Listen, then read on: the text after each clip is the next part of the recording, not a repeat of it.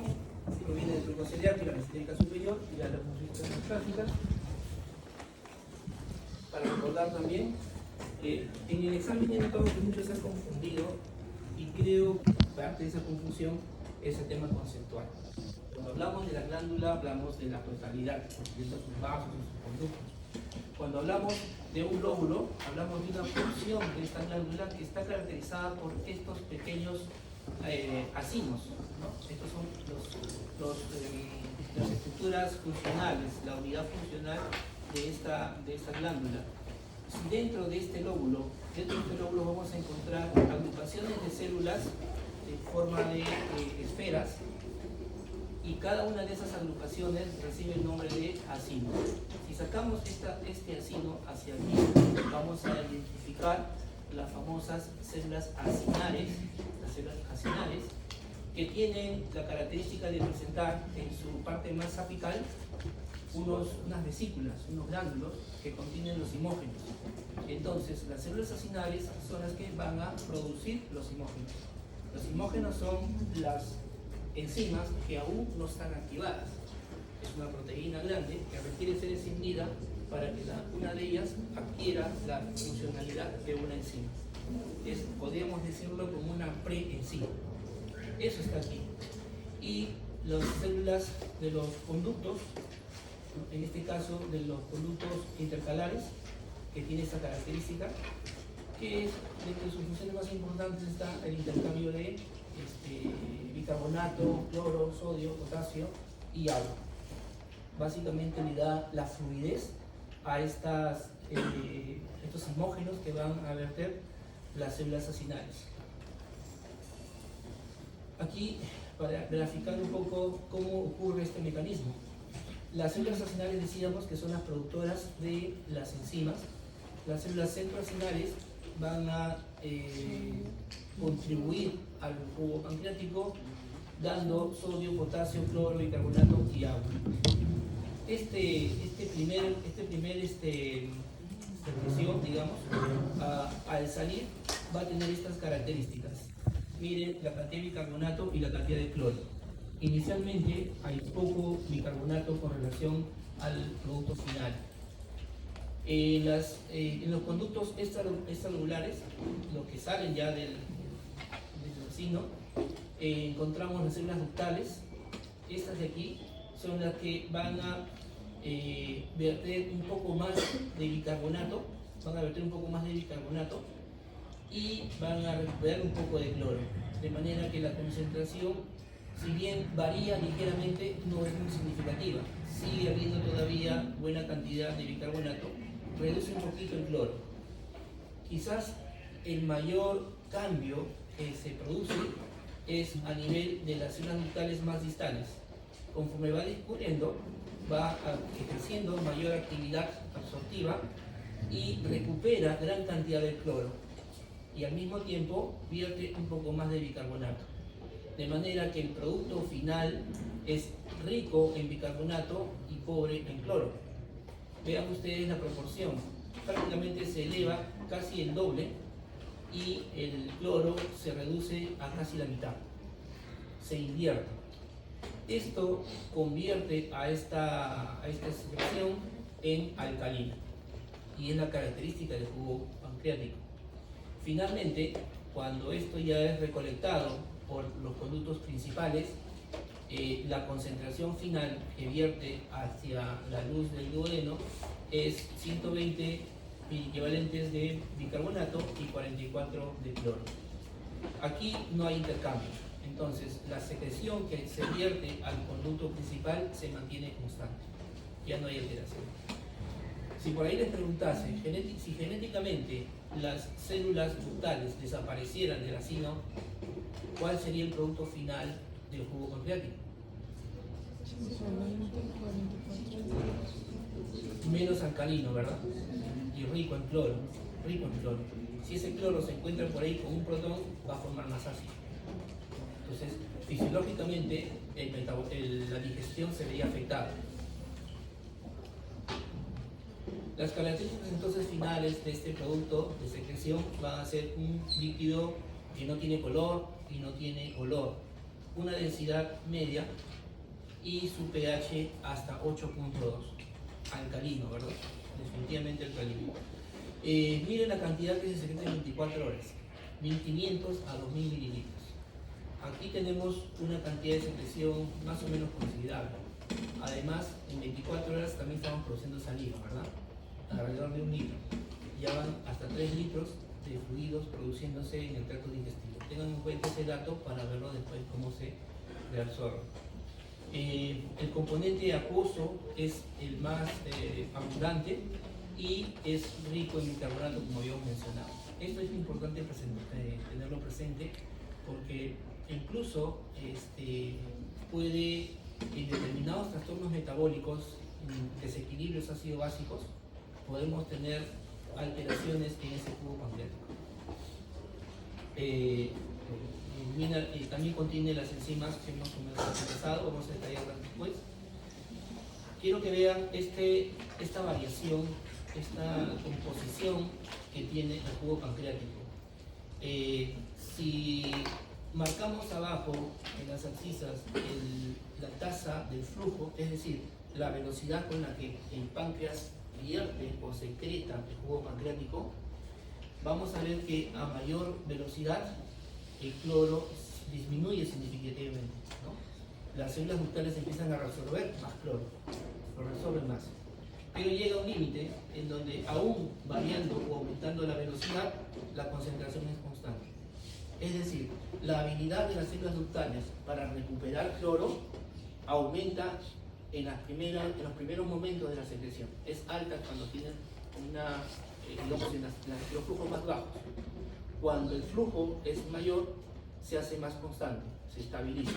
¿Por qué? Porque imagínense si esta curva se mantuviera, seguiría descendiendo conforme avanza el flujo. Entonces terminaríamos con un cubo pancreático sin cloro, ¿verdad? Llega un momento en el que se estabiliza. Lo mismo, pero a la inversa, sucede con el bicarbonato. El bicarbonato, a mayor flujo, más bicarbonato se vierte hacia el intestino, hacia el cubo pancreático, porque se entiende que necesita neutralizar más rápidamente lo que está entrando al duodeno. Pero igual que el cloro, llega a una velocidad en la que se estabiliza. ¿Por qué? Por lo contrario, si es que yo tengo que alcalinizar, pero si alcalinizo demasiado, también voy a alterar en la digestión. Entonces necesito un punto medio que me permita mantener la fisiología del cubo pancreático, de tal manera que las concentraciones se estabilizan más o menos en estos valores, ¿no? Tanto el cloro como el bicarbonato casi van de la mano, se complementan, sodio y potasio y el sodio-sodio. Entonces, miren, el mecanismo de formación es la secreción y la filtración isosmótica en el plasma. Esa secreción es lo que hemos hablado, lo que hacen las células acinares y lo que hacen las células ductales. Y la filtración isosmótica es este intercambio de electrolitos para tratar de lograr que la osmolaridad del cubo pancreático sea similar a la del plasma. Finalmente se logra ese concepto. Y si hiciéramos una comparación entre las concentraciones de sodio y potasio del cubo pancreático, vamos a encontrar que es muy similar a la del plasma.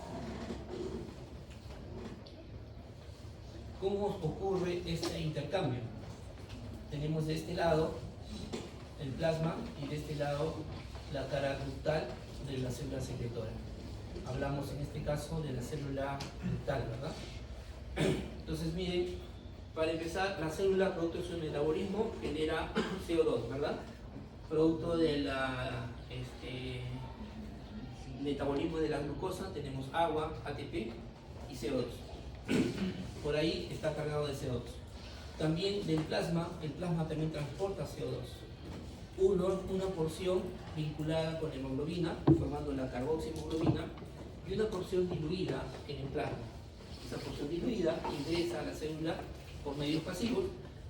La misma célula lo vierte a la luz del túbulo y ahí, en presencia de agua, se va a formar, gracias a la famosa anhidrasa carbónica, el bicarbonato. Y el bicarbonato en solución se mantiene en equilibrio. en su forma ácida y en su forma básica, como todo ácido, ¿verdad? Eso lo han llevado en química. Todo ácido está constantemente desdoblándose en su protón y su electrón y mantiene un equilibrio. Eso ocurre aquí. Este bicarbonato está en equilibrio con el carbonato y el hidrógeno. Se forma en este sentido y en este otro sentido. Bien, cuando se desdobla, el protón queda libre y es atrapado por la célula secretora a través de este transportador, una ATPasa sodio hidrógeno, que intercambia, recupera el protón hacia el interior de la célula y transporta el sodio hacia el luz ductal. Y ahí tenemos ya el sodio que forma parte de ese jugo pancreático. Este protón, a su vez, es enviado hacia el plasma y canjeado por un sodio. Este sodio puede seguir este camino hacia la luz ductal o puede ser reenviado hacia el plasma a través de la bomba de sodio-potasio, que intercambia el sodio por el potasio y el potasio se vierte hacia la luz ductal y tendríamos el segundo ion dentro del jugo pancreático. Por otro lado, el cloro pasa por difusión simple hacia la luz ductal y tendríamos el tercer electrolito. Y como hemos desprendido del ácido carbónico el protón, entonces la luz ductal se va a quedar rico en bicarbonato. Y ahí tendríamos 1, 2, 3, 4 elementos que forman parte del jugo pancreático, el trabajo de la célula ductal. ¿Sí? Ahora, no solo aquí esta bomba ATPasa funciona y es importante, sino en todas las células, ¿recuerdan?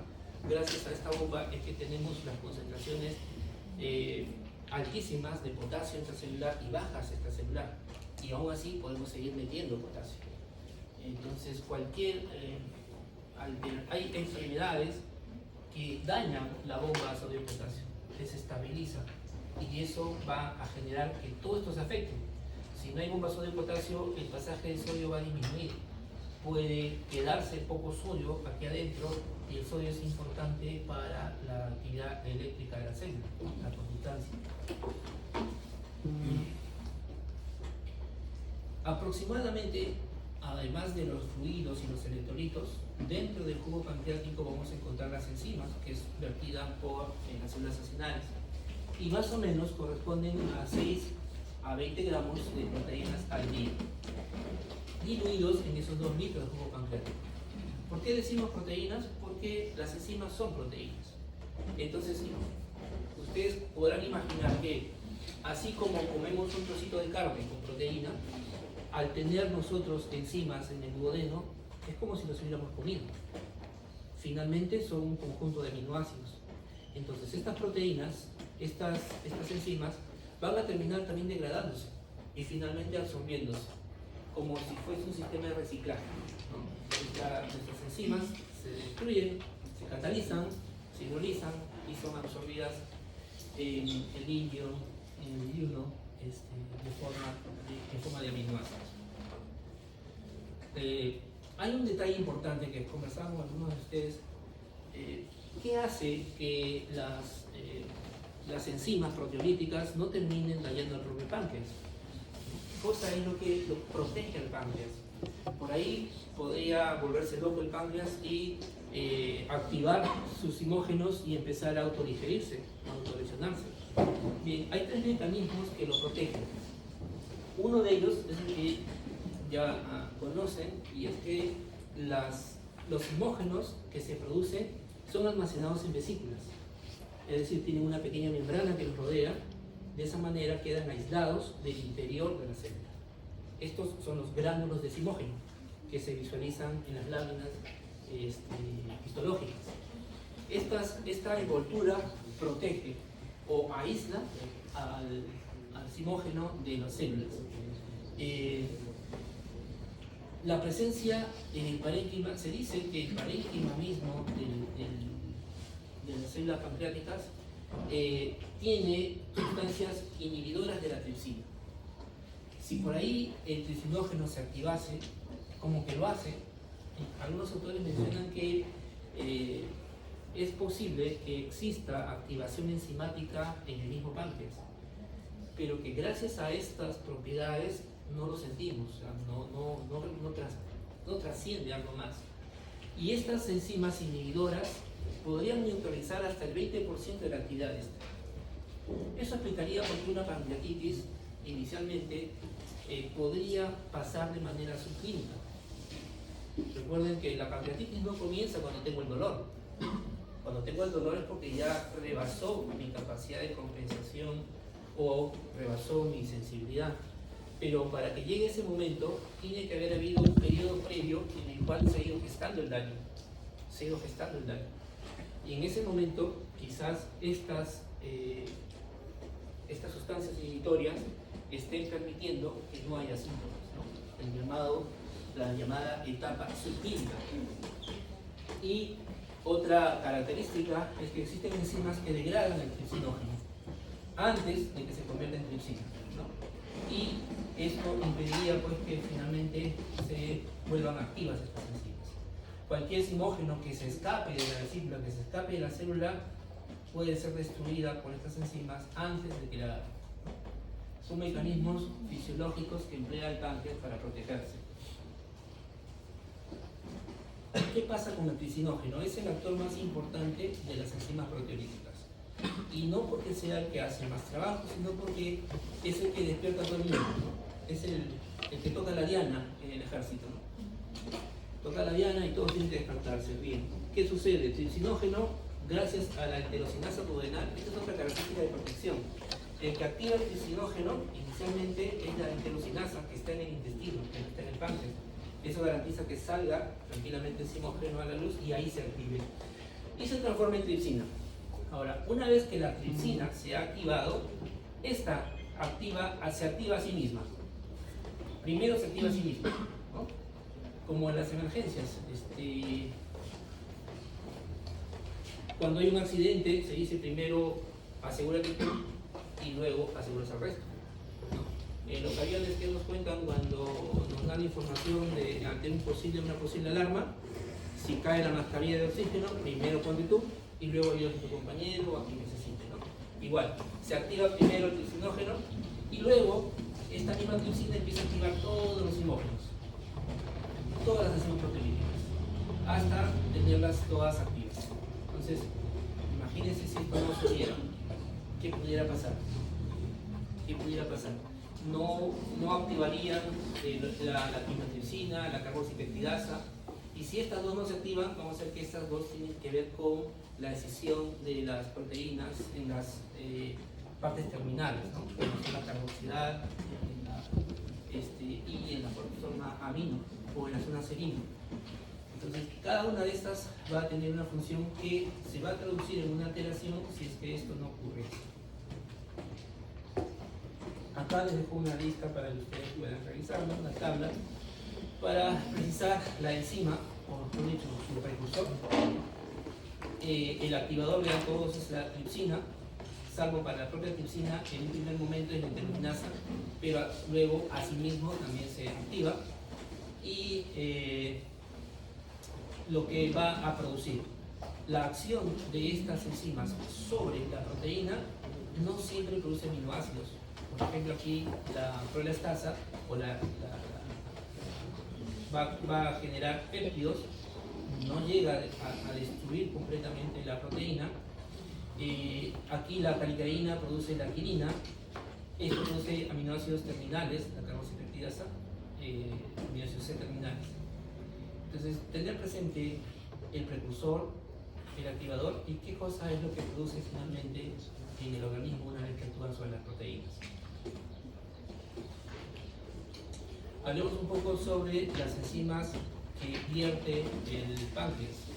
Podemos clasificarlas primero como enzimas proteolíticas. Aquí tenemos dos tipos, una las endopeptidasas y otra las exopeptidasas. Las endopeptidasas, o también llamadas eriproteasas, son enzimas que van a entrar a catalizar o a metabolizar la parte interna desde adentro de la proteína. Va a empezar a romperla, ¿no? Y generalmente lo hace en las zonas donde hay un residuo de serina.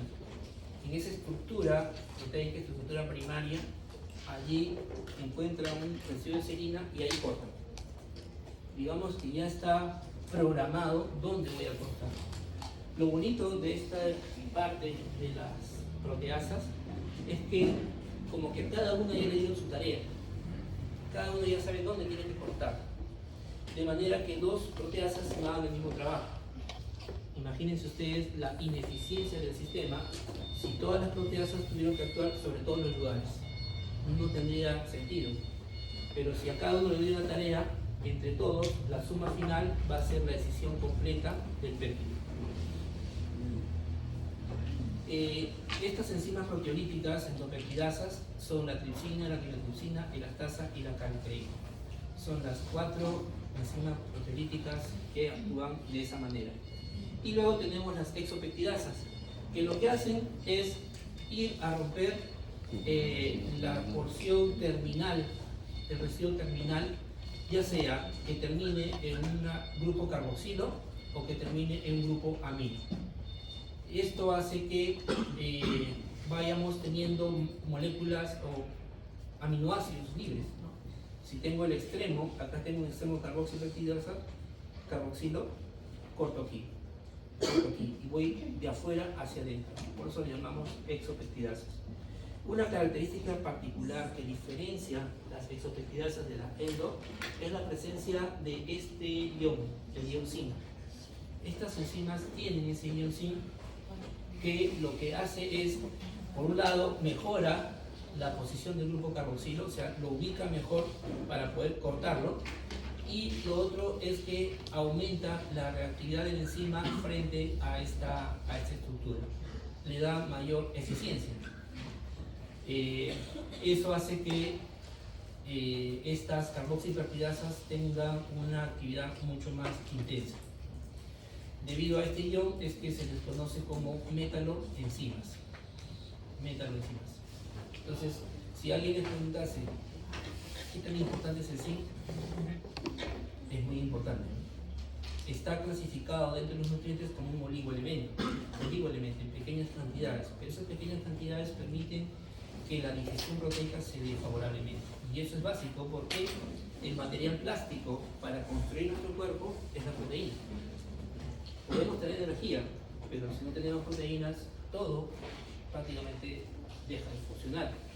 Las proteínas son enzimas, las proteínas forman hormonas, las proteínas forman estructura, las proteínas forman mensajeros. Entonces, es importantísimo para el funcionamiento. Recuerden la importancia del zinc en la dieta. Luego tenemos las enzimas amilolíticas, que lo que hacen es básicamente destruir o digerir los carbohidratos. La amilasa pancreática es un exponente de este grupo. Ya hemos visto la alfa amilasa de la saliva, ¿no es cierto? De las glándulas parótidas, que son las que producen esta enzima, pero la que produce el páncreas, digamos que es en más cantidad y termina por digerir los carbohidratos en mayor cuantía. Lo que hace esta amilasa pancreática, al igual que la anterior, es romper los enlaces 1,4, ¿no? Pero los enlaces alfa 1,4, porque existen enlaces beta 1,4 que tampoco las rompen, solo es alfa 1,4. Claro, junto con y los enlaces 1,6, que también son las ramificaciones que tampoco las rompen, pero eso es en el amino.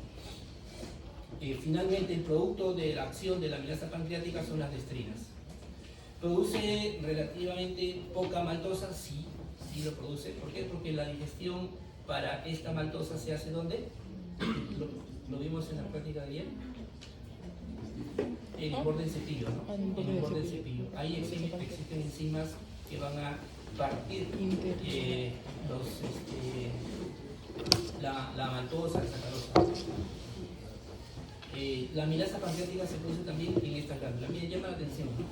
¿Se imaginan que el pulmón pudiera producir amilasa?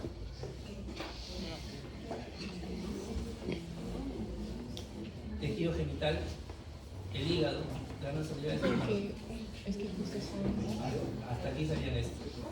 Sí, los 3 primeros son varios. Bueno, está presente. Para lo que es el tema de la digestión, obviamente no funciona, ¿cierto? Porque todo lo que está dentro del cuerpo ya se ingirió. Actúa más a nivel del metabolismo. Es decir, cuando el nutriente ya ingresó al cuerpo y necesita transformarse o activarse de determinada manera para que cumpla su función, ya sea estructural o energética. El tercer grupo son las enzimas lipolíticas, es la que destruyen las grasas. Ahí tenemos la lipasa pancreática, la fosfolipasa A2, la colipasa y la carboxipeptidasa. Lo que deben recordar, tener presente, es que en el caso de la lipasa pancreática, para que funcione, es importantísimo que se formen las micelas, ¿no? Las micelas. ¿Qué son las micelas? Son partículas de grasa rodeadas por tal mineral. Claro, es una estructura esferoidal, ¿no? Recuerden, las estructuras esféricas son las estructuras termodinámicamente estables, ¿no? Son las más estables. Por eso es que el agua suele formarse en gotas, siempre en gotas. Y cuando ustedes dejan el agua, un chorrito caer en la mesa, va a tender siempre a formar una esfera. Tiende siempre eso, porque es la más estable.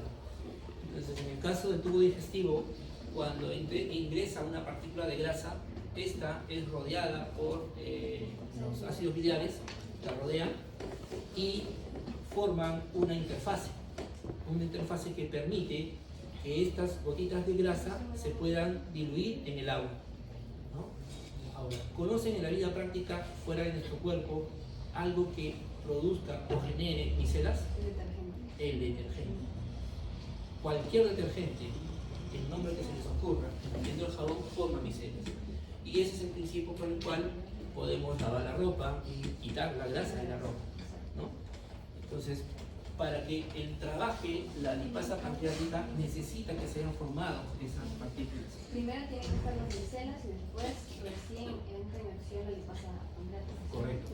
Si no hay micelas, el páncreas no va a funcionar bien la lipasa, ¿no? Otro aspecto importante es que actúa sobre los triglicéridos con cadenas de 4 a 10 átomos de carbono. Este tipo de triglicéridos es el sustrato ideal para esta enzima. Y va a formar ésteres con uniones 1,3. En las uniones 1,3 de estos ésteres es donde se va a hidrolizar primero, formando los monoglicéridos y los ácidos grasos lípidos, ¿no? Fue pregunta de pretest. ¿Recuerdan? Producto de la digestión de un triglicérido se formaba una molécula de dos ácidos grasos, ¿no? La fosfolipasa 2 es otra enzima que también requiere los lípidos, pero tiene una particularidad, y aquí ojo con esto. Es capaz de destruir las membranas fosfolipídicas. ¿Qué células conocen ustedes con membranas fosfolipídicas?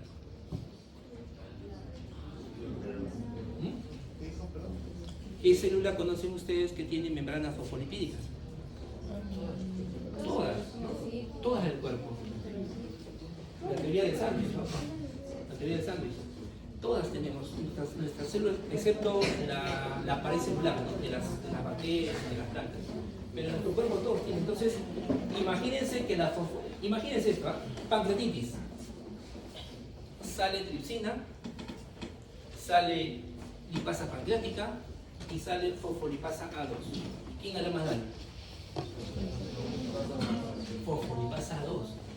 Que va a destruir la membrana. O sea, la necrosis.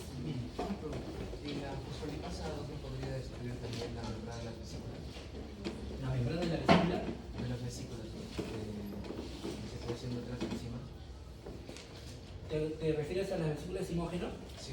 Claro, porque esas membranas también tienen una conformación de capa para que permita estar dentro del citosol, ¿sabes? Sí, claro. puede destruirlas. Por eso no hace grave. O sea, inclusive más que toxinógeno, esta va a generar una lipólisis pancreática, toda la grasa pancreática se va a destruir, porque aquí no necesita que haya emulsión. No necesita eso, a diferencia de la lipasa pancreática. Entonces, esta podría causar más daño a nuestro cuerpo.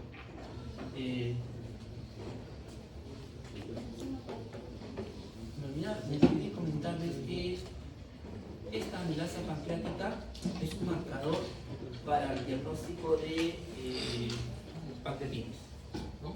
La amilasa pancreática se mide. En general se pide enzimas hepáticas pancreáticas, pero la amilasa es un buen marcador. No de pronóstico, o sea, su cuantía no significa que es peor el cuadro. No, tienes 2000, yo tengo 1000, yo estoy menos grave que tú. No, no importa la cantidad. Si está alta, ya nos está indicando pancreatitis, no es predictor de gravedad. El aumento en la concentración de calcio disminuye su actividad. Eso es un detalle importante, ¿no? Una hipercalcemia puede reducir la actividad de la fosfolipasa 2, o una comida rica en calcio puede producir una disminución de la actividad y con eso disminuir la digestión. No se podría decidir a nivel. Luego tenemos la colipasa, que es un cofactor de la lipasa pancreática, y la carboxilestiarasa, que hidroxila los ésteres hidrosolubles. Estos que no necesitan tener la micela para poder diluirse en agua. Las sales biliares potencian su actividad. Significa esto que la carboxilestiarasa tendrá mayor funcionabilidad en el duodeno, donde están toditas las sales biliares. Y finalmente tenemos las enzimas nucleolíticas. Son las enzimas que destruyen los ácidos nucleicos. Cuando te comes una carnecita, no solamente te estás comiendo proteínas, te estás comiendo el núcleo de la célula, el ADN, la genética, su vida, sus demonios.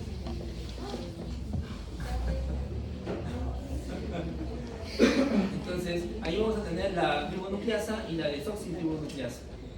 En el caso de la ribonucleasa, esta enzima se utiliza mucho como un marcador de cáncer de páncreas, porque se eleva cuando el carcinoma está presente. Y en el caso de la desoxirribonucleasa, esta disminuye en los casos de pancreatitis crónica y en el cáncer de páncreas también. Entonces, más que su función, bueno, tiene su función destructora, lítica sobre el ADN y el ARN, pero quizás su uso práctico es más como marcadores tumorales de páncreas. Estas enzimas suelen ser inhibidoras de la tripsina y de las enzimas lisosomales.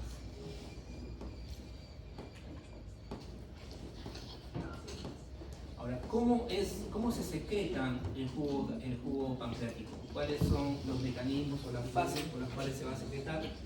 Tenemos una fase interdigestiva o basal, que coincide con, ¿recuerdan la clase de movimiento, ¿no? De motilidad gastrointestinal? Hay una fase interpancreal, en el momento en donde no estamos comiendo, y que ocurrían los complejos mayores que generaban la limpieza del tubo digestivo, ¿recuerdan? Sí, muy bien. Este complejo migratorio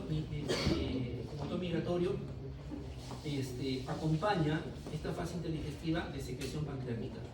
En esta fase hay una movilización de secreción, pero no se conoce en detalle el mecanismo y tampoco la utilidad, conociendo que no hay alimentos que digerir. Pero se sabe que hay una secreción en esta fase interdigestivo basal. Cantidades pequeñas, pero lo que nos dice y lo que debemos recordar es que entonces el páncreas está funcionando casi permanentemente, quizás en menor intensidad. Y esta es la razón por la cual mantenemos al paciente en ayuno cuando tiene pancreatitis o sospechamos de una pancreatitis. Porque uno de los estimulantes para la secreción del jugo gástrico es el alimento, ¿cierto? La distensión del estómago, que vamos a ver ahora. Luego viene la secreción postprandial. Después de comer empezamos a secretar. Y esa secreción se da en tres fases. cefálica, gástrica e intestinal. La fase cefálica comprende la masticación, la vista, olfato y gusto. Es decir, si ustedes juegan con su estómago, van a secretar vanamente jugo gástrico. Y cuando juegan, por ejemplo, cuando mastican chicle. Mastique chicle y nunca tragan. Entonces el estómago, ¿cuándo llega? No le llega nada. El duodeno peor. Entonces está secretando cada vez más jugo pancreático, además de ácido clorhídrico. La vista, cuando es un plato rico, ¿no? El menú que trajo tu compañera, te llama la atención, o un olfato, llegas a la casa y entras a la cocina y huele rico, yo quiero comer eso. O cuando pruebas, te agrada, inmediatamente se activa la fase cefálica y empieza a producir más jugo gástrico. Luego viene la fase gástrica, cuando ya dejas de jugar con tu estómago y te pasas el chicle, ¿no? Bueno, el chicle no, pero la comida sí. Cuando empiezas a aplazar comida, recuerdan ustedes que aparecía primero un periodo de distensión del fondo, una distensión receptiva para poder recibir el nutriente. Bueno, esta distensión genera un estímulo a nivel del fondo y el antro para que empiece a secretar jugo pancreático. La gastrina también tiene su efecto ahí, estimulando. Y luego viene la tercera fase, que es la fase intestinal. Y aquí hay dos etapas, dos momentos. Uno, en el intestino alto, hablamos principalmente del duodeno, donde la acidez de los triglicéridos, o sea, esa comida grasa que has ingerido, estimula el ácido gráfico propiamente, los péptidos, los aminoácidos, el de carbono, estimulan. Y más abajo, en el ilion y en el colon, la llegada de grasa y ácidos grasos a esa zona estimula más la secreción de jugo pancreático. Como diciéndole, oye, arriba no han terminado el trabajo, yo necesito terminarlo, dame más lipasa, ¿no? Dame más proteasas. Estas fases están relacionadas con el sistema nervioso. Vean aquí toda la fase cefálica con los pares 1, 2, 7 y 9, por el gusto. La fase gástrica e intestinal está mediada por el vago como vía eferente y como vía aferente por los nervios espinales, ¿verdad? Los nervios espinales. Aquí el nervio esplánico en la parte más baja del intestino, y el nervio esplánico lumbar, que también activa la parte más baja. Ahora, acá les pongo una leyenda. Lo que está en negrito, estos círculos negros, se dice son efectos predominantes sobre las células acinales. Es decir, la digestión, ácidos grasos, péptidos, aminoácidos y hidrato de carbono tienen un efecto mayor sobre las células acinales, es decir, producción de enzimas. Los cuadrados tienen un efecto predominante sobre las células centroacinales. Las centroacinales secretan más agua y electrolitos. Y los círculos en blanco tienen un efecto mixto, estos de aquí. Entonces, estos de aquí actúan, toda la fase cefálica es mixta, tanto para las células acinales como las células centroacinales. El estímulo más poderoso para la activación de la fase cefálica es la masticación. Es la que más estimula. Por eso, no mastiquen chicle. No mastiquen chicle. Los jugos, los reflejos gastropancreáticos que les mencionaba. Tenemos el oxito pancreático y el antropancreático. ¿Qué es el oxito pancreático? Cuando se distiende el fondo y el cuerpo del estómago, da lugar a un volumen de secreción pequeño pero rico en enzimas. O sea, si el estómago, la parte del fondo se distiende, el páncreas va a secretar más enzimas que líquidos. Su volumen no es muy grande. Y cuando llega a nivel del antro, por distensión del antro, evoca una secreción de enzimas, volumen y bicarbonato. Se completa todo. ¿Qué mensaje nos está dando? Que cuando llega la comida aquí, recién almacenarse, para luego empezar a digerirse en el estómago, ya empieza la producción de enzimas. El páncreas ya está formando sinógenos. Y cuando pasa adelante y se distiende, recién empieza a producir el agua, verter agua y electrolitos para completar el jugo gástrico. Estos son reflejos naturales o normales. Ahora, el paso del quimo, del duodeno al intestino, al duodeno, perdón, es el que estimula con mayor potencia la secreción pancreática. Hablamos de esta fase, la fase intestinal. La fase intestinal, porque la fase cefálica es la masticación.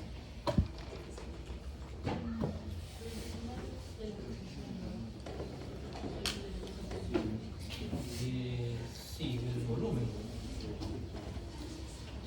La regulación de la secreción pancreática, vean ustedes. Recuerdan ustedes las células I, que eran las que producían la colecistopinina, y las células S, que producían la secretina.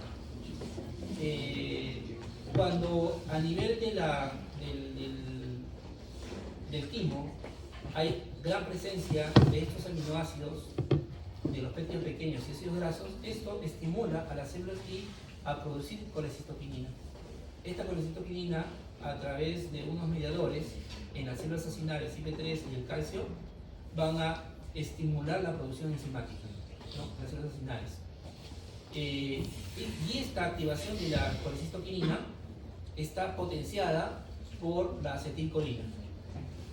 Y la acetilcolina la vierte ¿quién? ¿De dónde viene la acetilcolina? Del nervio vago, del parasimpático. De ahí viene. Entonces, ¿qué pasa si corto el parasimpático? Va a estar limitada la producción de enzimas, ¿no? La digestión va a ser bien pesada. Por otro lado, si el quimo es rico en hidrogeniones, o sea, tiene un pH bajo, esto va a estimular las células S. Las células S van a producir la secretina, que actúan a nivel de las células ductales. Y las células ductales, a través del AMP cíclico, que es un mediador, va a producir mayor secreción acuosa. ¿Y cuál es la importancia de la secreción acuosa producida por las células ductales? Que tiene bicarbonato, blanca antibicarbonato. ¿Para qué? Para neutralizar el fluoropinilo. Y esta secreción es potenciada ¿por quién?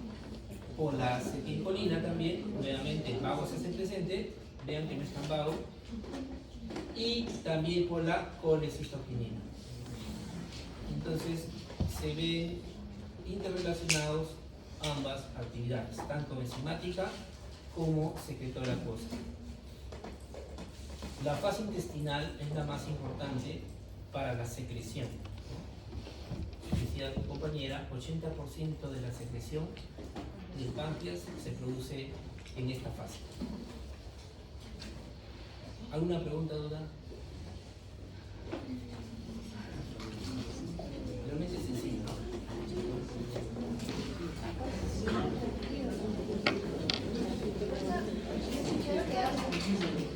Pancreatitis.